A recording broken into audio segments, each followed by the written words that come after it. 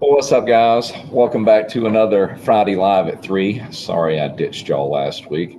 A lot going on. Everybody have a good 4th weekend? Well, I hope so. It was laid back for me for the most part. I did have to run down to the coast and extract my wife from the condo. Somebody decided to plow into a car she was in, and it was no longer operational. But I digress. So, what are we up to this week? Well, Team PRMX is in Millsville, Minnesota at, I believe, what's the name of that place? Let me get over to the right screen. Spring Creek MX Park, and it is an actual old school setup. I mean, this is the real deal. Huge track, bunch of elevation changes out in the middle of nowhere. And I'm talking about nowhere. The nearest town is Millsville, and it has a population of 182. I went and looked at a picture of it in Google Earth, and I was like, boy, does that take me back. Good grief. Makes me think of Bel-Ray MC1 oil being burned in an old school 2-stroke. Well, Nathan is there with a new person named Cheyenne, and they are going to be representing Team PRMX with a whole bunch of swag, and they get to have a whole bunch of fun, and I'm really, really jealous. And I think Nathan has a couple of words to say, and I know he has always the promoter. He has you know, we're always, so we got some new stuff. So we have the fan that we're giving away. We have some bug wipes. So you can actually use these wipes while you're outside. You can wipe them down and you'll be free of bugs, which is really cool. We have a fan that you can plug into your phone, and it actually will like keep you cold. So we came prepared for this outdoor event. It's going to be crazy. Well, is that track as cool looking as I think it is? I'm so jealous really I'm not there. It is so. We went. We looked at it earlier. It was so much fun. So cool to see. I mean, I love the Supercross stuff, but there's nothing like the old school motocross. Is the whole team there, or is just part of it with PRMX? I'm sorry, one more time. You broke up a little bit there. Is the entire PRMX team there, or just part of it? Just part of it. We got a few guys that are out, but I'm looking at them right now. I see Jack in front of me. I see Cade. I see Hunter. So yeah, we're all getting excited, ready to go. Cool. You want to run that little video that you put together so everybody can get an idea of what you're going to be getting to experience? Is it? There it is.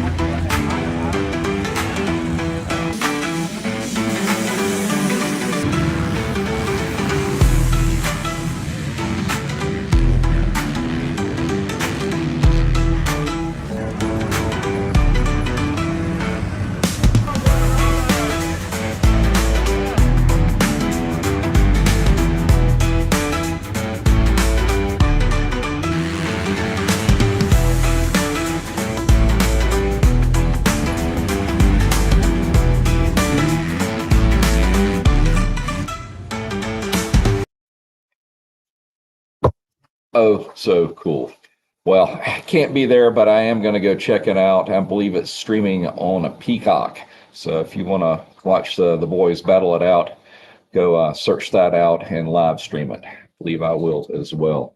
All right, well, let's get to work here. Let's see what questions got sent in this past week. And there's one I want to start off with that got sent in on our Ask Partzilla email address. Let me get to it. There you are. And this is from Dallas. And I've actually already responded to him via email as well. But if he's watching, yes, I did respond. So go check your email.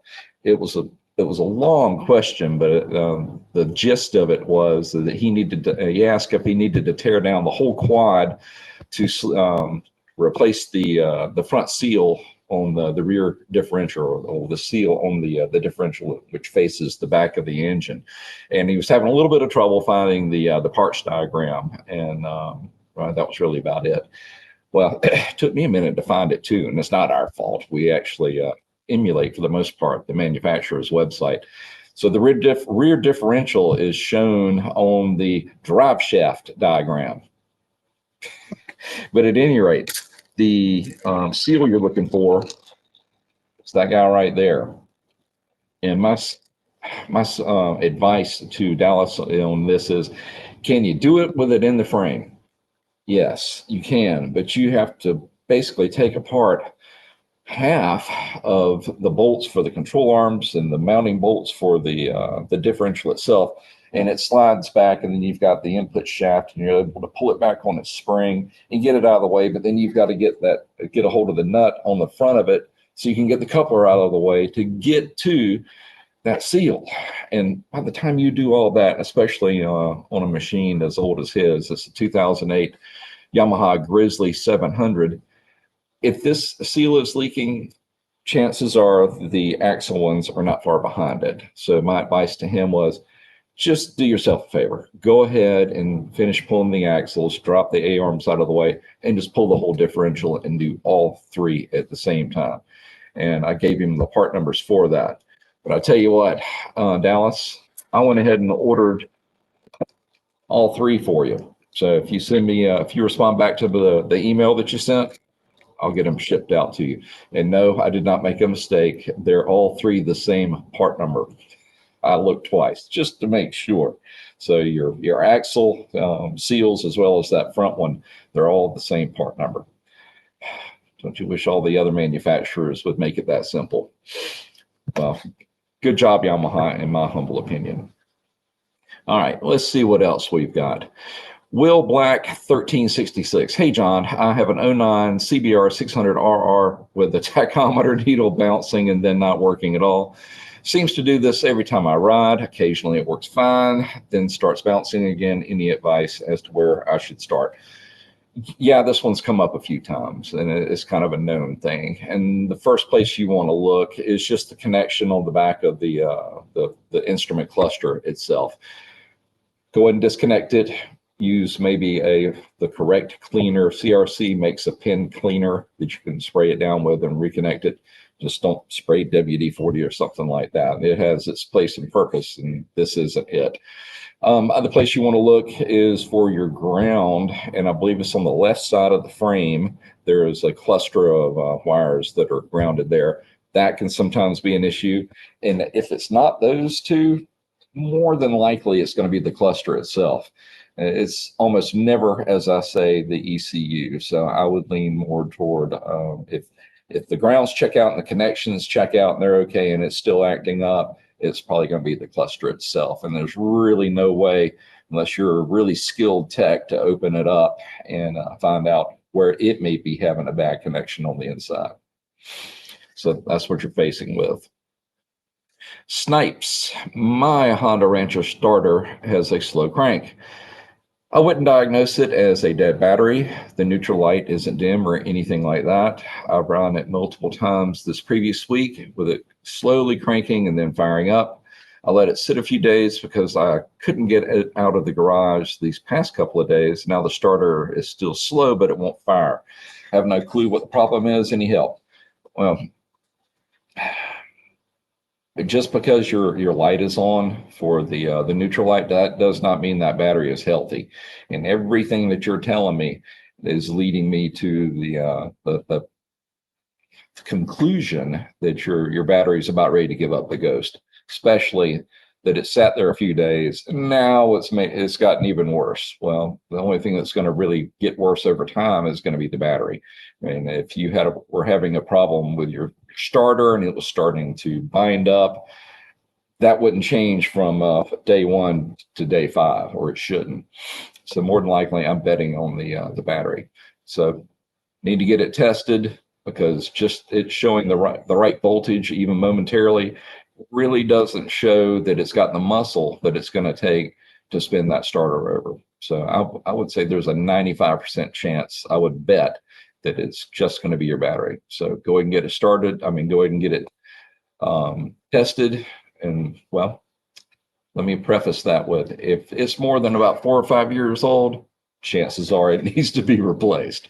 So, I mean, if you don't have a way to test it, if it's that old, I think you can safely order a new battery and just be done with it. All right, Salaman Garcia, can a bad stator, I think he meant to say starter cause the ground on a battery to overheat? Just the ground, the lead is fine. I assume you're talking about the positive lead. The short answer to this is yes, but why is it overheating? Overheating, it means it's having trouble carrying the current, and that's usually because of a high resistance, or a too high of resistance, or too much of a load being the starter. So first thing you need to check is where the actual battery ground cable comes down to the frame or to the side of the starter.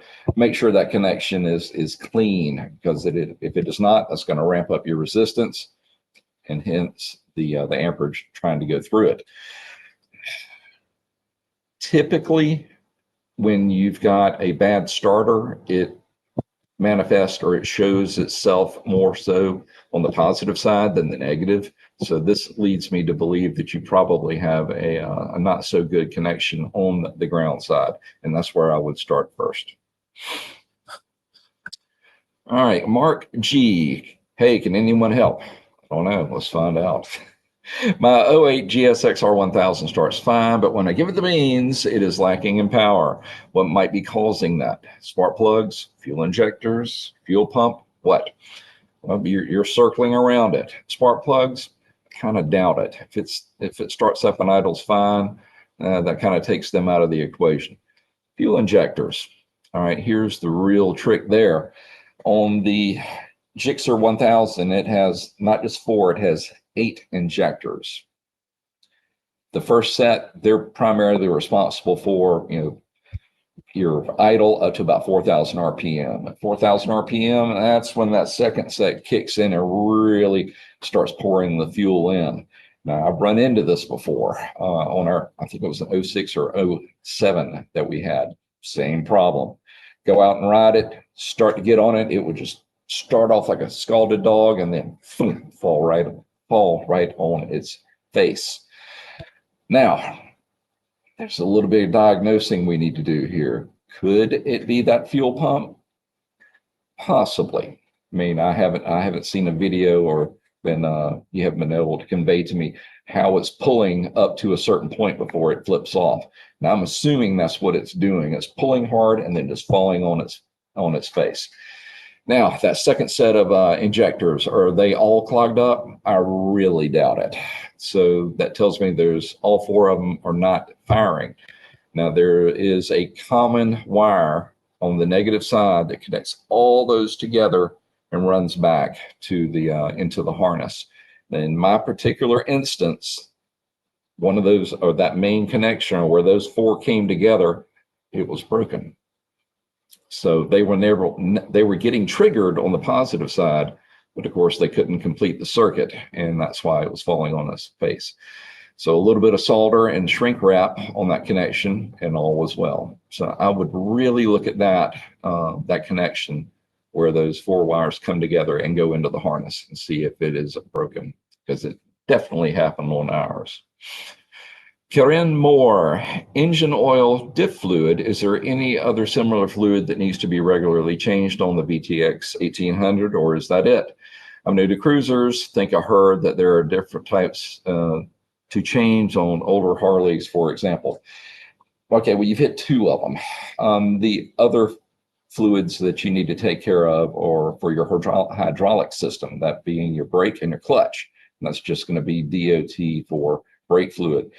And that needs to be flushed out about every 2 years. Not many people do that, but it's important to do that. Do that because it will, DOT4 fluid is what they call it, hydroscopic. Yeah, so it attracts water, and it can actually bring in water to through the system, through the vents. Hey, it's happened before.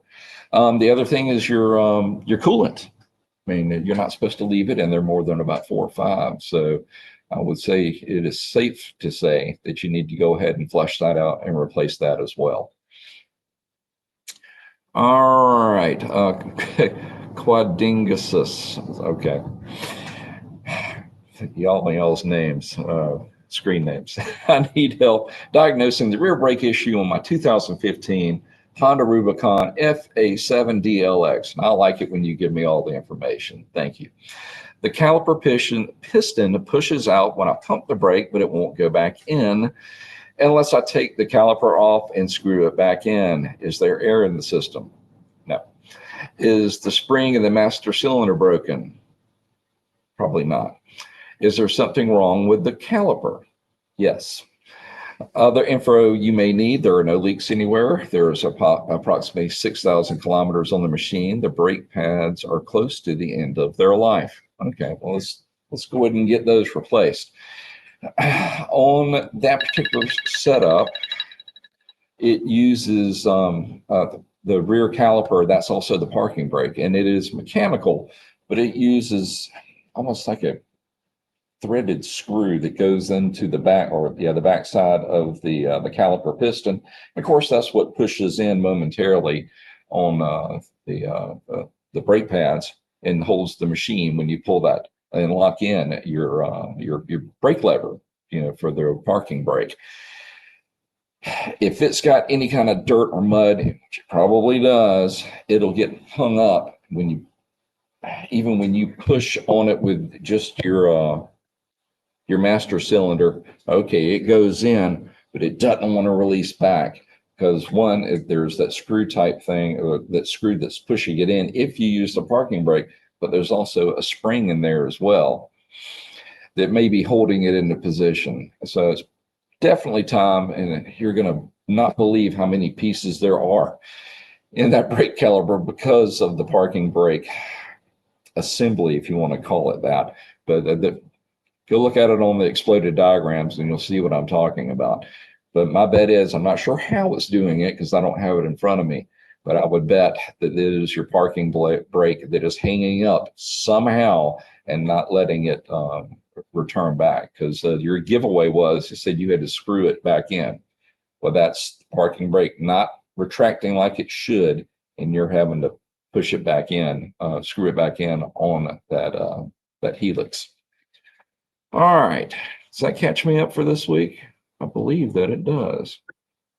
Let's see what Hank has accumulated for me for today. Get to the right screen. All right, there we go. All right, Kyle Reese. Hey, Kyle. Hey, John, thank you for the leak down tester. This is one that I sent out a couple of weeks ago, and he and I have been talking back and forth on the Ask Partzilla email address, and he's getting an absurd amount of loss on the leak down, like 97.5%. And we've determined that the machine still is in time. Of course, he's going top dead center on the crankshaft, and the cams are where they're supposed to be. But my theory at this point is that his valves are not shutting all the way, because we're not seeing, he's looked in with a bore scope, and we're not seeing anything as far as really abnormal wear on the cylinders, nothing like a hole or anything like that. And the cylinder walls don't look that bad. So my theory at this point is potentially that the valves are so far out of the whack that they're not closing, and it's not compressing as it should. So he's in the middle of going through and verifying that they're within spec. I think the last email that he sent me, he said that they were tight. So maybe he's going to go through the process of resetting those before he pulls the engine, or at least, Kyle, that's what I'm going to tell you to do. And if you need a shim kit, let me know, and I will get one sent out to you, because we're in it to win it on this one, dude. Sound like a plan? Let's do it. All right, Gold Wing Cone Pattern asks, sticky plastic buttons on my 14 Gold Wing. Inside functions okay, but the plastic seems to be sticking. Best cleaner to use? Reverse navigation arrows, radio buttons, for example. Yes, but be very careful with this. Stay away from any type of a really aggressive cleaner, like a brake cleaner. That would just wreak havoc in there. The cleaner that I would use, CRC, I think I mentioned it earlier, makes a contact cleaner for electronics, and it also has a little bit of a lubrication additive in it. So I would recommend spraying in that and then working it in to get it to loosen up. Beyond that, it's probably sticking because it has a fair amount of dust buildup and just grime, because life happens. Now, that being said, when you spray in the cleaner, is it going to blast it and maybe make it start operating correctly? Yes, but then that may be going further into the switch itself, and that could potentially cause problems. So you may want to take it off the handlebar itself, spray around that, get it cleaned out, and then clean it out from the inside as well, so that dispersed funk of whatever it is doesn't cause more damage as you moved it away from keeping it from sticking. Does that make sense? Okay, good. John Evan asks, best procedure to press in a new crankshaft bushing into an engine case on a 2010 brute force 750i, not the bearing. Crankshaft bushing. But you're saying it's not the bearing. Okay. God, it's been so long since I've done a brute force 750. John, I'm going to kind of guess on this one. I assume you're talking about one or more of the brass bearings in there. The real trick is to have a press dowel, if you would, that's exactly the right size. And you're talking about getting on a bearing surface width that's about like that, and that can be difficult to do. Just for me to make sure, Hank, if you would make a note of that, and let me look up the 2010 750 and maybe come up with the correct tool that's necessary to do that. So I'd hate to send you down the wrong path and you damage something so absolutely pivotally important when you're talking about the bottom end. That's not something you want to guess at. So I don't want to give you the wrong information. So give me till next week to go look at that information, and I'll start off next Friday with it. That being said, if you need that information sooner, if you would, Hank, put up the Ask Partzilla email address. John, send me an email and I'll respond directly back to that once I look up the information. I mean, I know a lot of stuff, but I don't know it all. But I know where to look, and I've got the credentials to go look it up, so I can make that deal with you. Okay, looks like we've got a couple more. 123 ask my 2017 Ducati Monster 797, and starts and rides great for about 15 minutes before it starts sputtering and losing power. It doesn't shut off, but it will sputter until the power spikes. Please help. One, I'm not super familiar with the Ducatis. I mean, I've ridden, I think, two my entire life, maybe done a tire change on one. But what I'm hearing sounds like a fuel starvation problem. So there's two places I would look. One's going to be your fuel pressure. Make sure that your filter isn't getting clogged up and then it's not delivering enough pressure. Second, make sure that your vent system, whatever it may be, for the tank to where it can breathe, isn't stopping up and keeping it from delivering the fuel that it needs to. I don't recommend this easily or lightly, but if it does it consistently every time at a certain minutes, and you're telling me 15, maybe you want to loosen your cap or pop it where you know that the tank is breathing and see if it still does it. And if it does not, well, then you found your problem. And that means that the fuel tank is not able to breathe. So you need to clear out whatever vent system that it's using. Polaris Outlaw asks, hey John, I have a 2008 Outlaw 525 KTM motor having problems with it. I've got a new rod put on and I'm putting the cases back together, and as soon as I put in the crank, oh boy, the crank with lockup, I take out the bolts and it spins freely. I put the bolt back in case, the crank bolt back in, and the crank locks back up. Okay, I think I'm reading this right. When you bolt all of your case bolts up, it locks down on the crank. All right, if that's the case, that tells me that your bearings are not fully seated, either on the crank itself or into the case. Having never worked on one of the KTM motors, guessing just a little bit, but I've run into that, on doing two strokes before, and that's what the problem was. I think it was a CR500 I was building. Put it together, and that thing wouldn't move at all, and it was because the bearing was not pressed all the way on the crank, and that was making it bind up. So I'm betting that's probably what's happening to yours. Bob Mead asks, having a brake problem. Left front caliper is clamping down. If I loosen the banjo bolt, it releases. Foot brake is very hard. All right, well, I'm a little bit thrown off here because you're saying the front left caliper. Okay, maybe we're on a gold wing and they're interconnected. But either way, it's clamping down and not wanting to release. So that tells me whatever master, whether it be the foot or the, if it's a hand, on the handlebar mount for a front left, it's not releasing. But thinking out loud, if that's the case, it would probably be affecting your right caliper as well. Bob, I wish you would have given me your make and model. That would give me a little bit better picture. Can you send that to Hank before I sign off here? And if you don't, then Hank, make a note of this, and where I can look at the system and see what potentially could be keeping this from it releasing. But let's say that it is, you've got a front, a right, a front left, and you're pulling in the brake caliper or pushing it, it's clamping down and not releasing.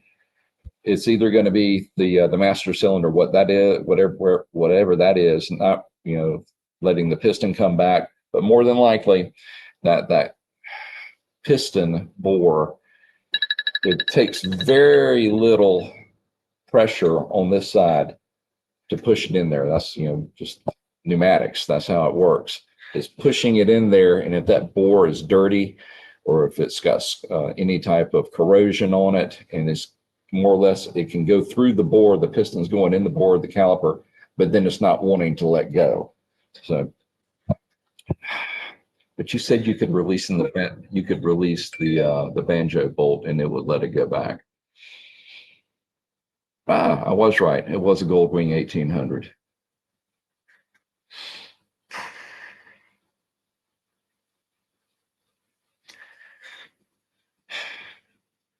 Pull that left front caliper apart and see what the bore looks like. We'll start there, and then from that point, it definitely would be time. It's a 2001. Let's go ahead and flush out that whole system. And I know that could be a bit of a bear, but I'm thinking that there's a split or a connection right in the middle of the gold wing, right at the frame, where both of your lines, they've already been connected together. They come here to a junction, and then they go out to the calipers. I wonder if that junction has some garbage built up in there, and it's not wanting to let it, pull back. It's letting it push through, but not letting it pull back. So let's look at the caliper first, and then head over to that junction box after you've already flushed it through, because trying to get all the air out of there can be a bit of a nightmare. As you're flushing it out, don't let air get in at the top, either at your brake or down low at your master cylinder. Did we ever do a brake bleed video on our Goldwing? I think we did. If we did, Bob, why don't you go check that one out? And I'm pretty sure I'll walk you through the process. I think we did one right toward the end before I let them let the dealership sell it. All right. Well, Bob, also, if you would send me an email over at Ask Partzilla, and we'll see if we can finish walking you through this. I don't want to leave you hanging if the two suggestions I've given you don't work out. All right, guys. Well, that flew by. Hank's telling me there's no more questions, and it's 3:30 already. All right. Well, once again, chances are you're not anywhere near Millsville, Minnesota, but certainly you stream on whatever service you have. So head over to Peacock and maybe watch the Team PRMX guys do their thing out on that beautiful track. Well, thanks, guys and girls, for coming out, spending a little time with us. I'll go back, do what I do here, record a few videos, maybe do some research and get some of your questions answered. And we will start off with those next Friday at 3. So once again, thank you, everybody.